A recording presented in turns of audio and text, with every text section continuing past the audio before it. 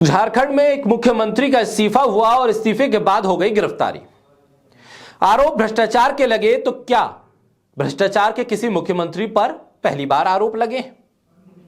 ये आरोप इतने गंभीर थे कि मुख्यमंत्री को गिरफ्तार करना जरूरी था।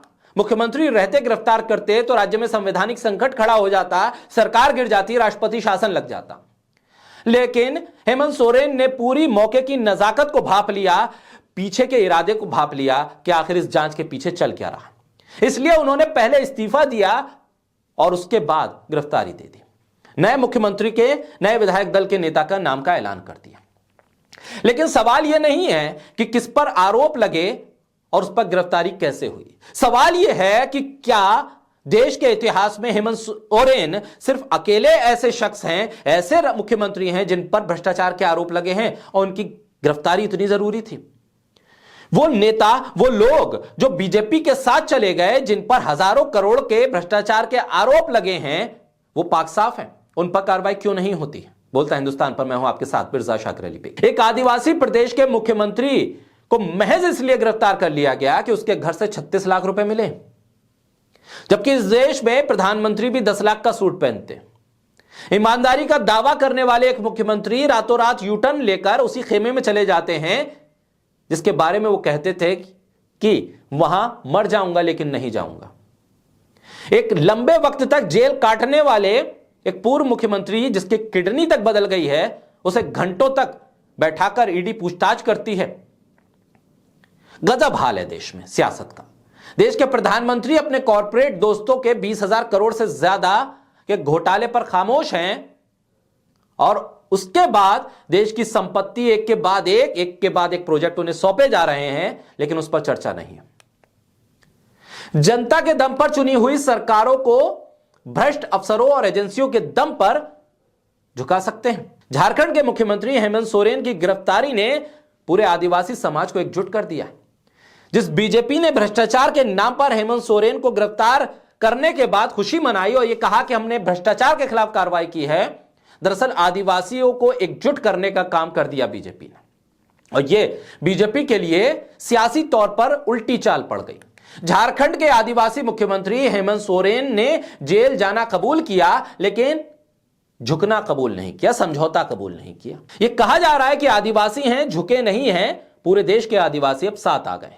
विपक्ष को एक बड़ा संदेश दे दिया है। जो आदिवासियों को वनवासी बोलते हैं, उन्हें एक आदिवासी मुख्यमंत्री कैसे पसंद आता, कैसे सह सकते थे।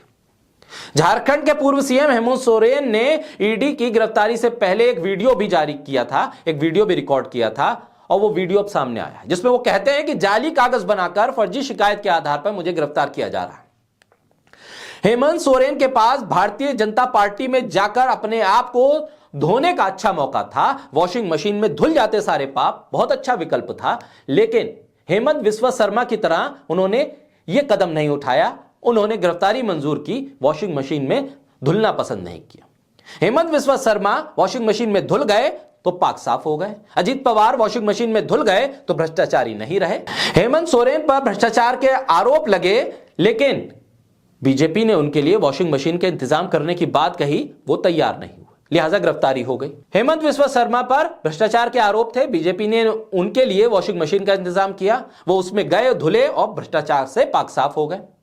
एक दिन हेमंत बीजेपी में शामिल हो गए और उनके खिलाफ तमाम आरोप खत्म हो गए, गायब हो गए। हेमंत सोरेन भी अगर नीतीश कुमार के तरह यूटर्न ले लेते, बीजेपी में शामिल हो जाते, शुवेंदु अधिकारी, हेमंत बिस्वा शर्मा, नारायण राणे, छगन भुजबल जैसे हो जाते, तो वो भी बच जाते, कुर्सी भी मिली रहती, सत्ता में भी रहते और जेल तो जाना ही नहीं पड़ता।